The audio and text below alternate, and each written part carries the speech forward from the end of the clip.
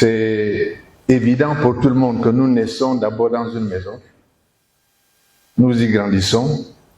Nous allons à l'école et dans les lieux de formation, dans des habitations, dans des maisons. Nous allons travailler dans des maisons, dans des lieux particuliers. Et nous nous divertissons dans des lieux particuliers. L'habitat est donc l'habitat, le logement et ce qui va avec. Ce sont donc des choses essentielles dans la vie d'un pays, d'une nation. Et le président de la République, chef de l'État, a insisté lourdement auprès du ministre de l'Habitat pour que soit organisée dans les plus brefs délais une rencontre sur les problèmes que nous rencontrons aujourd'hui en matière de logement. Permettez-moi quand même de soulever 2 ou 3 choses. En premier lieu, on a l'habitude de dire que dans un pays, quand le bâtiment va bien, le pays va bien. Pourquoi? Parce que pour construire des maisons, il faut mettre des gens au travail, il faut produire les agrégats, il faut construire ces maisons, il faut mettre des architectes et les autres corps de métier au travail, il faut construire des voiries, il faut faire des adductions d'eau. En fait, tous les corps de métier, ou quasiment tous, sont mis à contribution lorsque l'on mouvemente le secteur de l'activité, de l'habitat et du logement. Mais l'habitat, ce n'est pas seulement 4 murs. C'est un cadre de vie qui participe au bien-être des populations.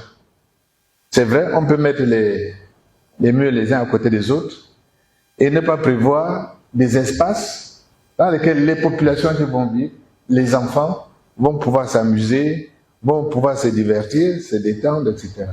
Ça veut dire qu'il y a une combinaison d'éléments qui interviennent et qui vont au-delà de la simple juxtaposition des bâtiments les uns après les autres. Mais ça va encore plus loin. L'habitat, le logement et les aménagements qui vont avec font partie de la compétition internationale. Nous sommes en concurrence avec les autres villes du monde. Toutes les villes du Gabon, toutes, à commencer par Libreville, mais toutes les autres villes aussi, participent à cette compétition, font que nous devenions un espace attractif ou non.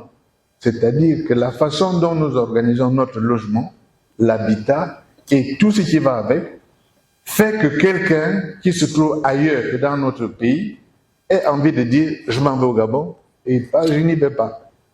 Je choisis d'aller là-bas parce que c'est agréable de vivre, parce que c'est agréable de circuler, parce que ce que l'on voit, les constructions que l'on voit, ont une certaine esthétique qui rend l'espace gabonais intéressant. Donc, nous avons un problème qui va au-delà de la simple juxtaposition des murs et des espaces où on va dormir. J'ai déjà évoqué la question du bien-être des populations.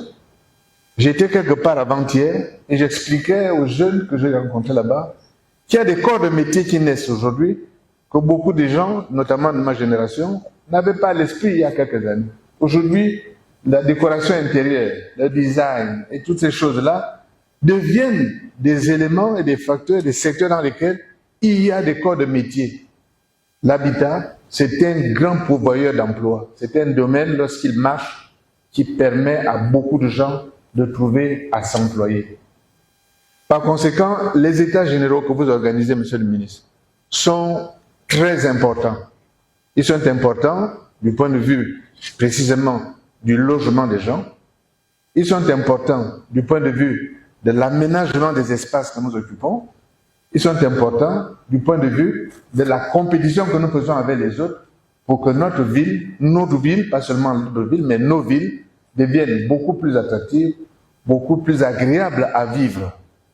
Donc, je compte sur vous, les uns et les autres, pour qu'à l'occasion de cette rencontre, toutes les questions qui ont été listées soient examinées sur le fond, en mettant bien en évidence les interactions et en regardant ce que ça coûte de ne pas régler correctement ces problèmes. Lorsque l'habitat n'est pas au rendez-vous, nous avons des risques majeurs en matière de santé publique, d'épidémies qui peuvent se propager.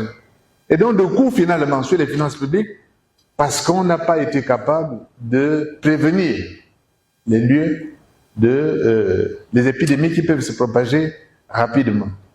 Lorsque nous n'avons pas le souci de l'aménagement des espaces ludiques des enfants, on voit ce qui se passe dans les grandes villes où les quartiers de banlieue deviennent finalement des ghettos dans lesquels les enfants, s'ennuyant, finissent par se laisser aller à des choses qui ne sont pas forcément recommandables. Et on peut continuer l'énumération de cette façon. Donc, je voudrais compter sur vous, sur les uns et les autres, pour mettre à plat, sans tabou, la totalité des questions essentielles. Depuis la production des agrégats, depuis la conception, sur les coûts, sur la façon d'accéder aux documents, et sur les formalités qu'il faut accomplir, sur la façon dont il faut penser le futur de notre ville, pour que, au sortir de ces travaux, nous ayons quelque chose qui soit dans le délai qu'a indiqué le ministre de l'Habitat, c'est-à-dire dans l'espace qui est dévolu à la transition que nous conduisons, des propositions de solutions qui soient opérationnelles et qui soient utiles pour l'ensemble du pays. Je vous remercie donc.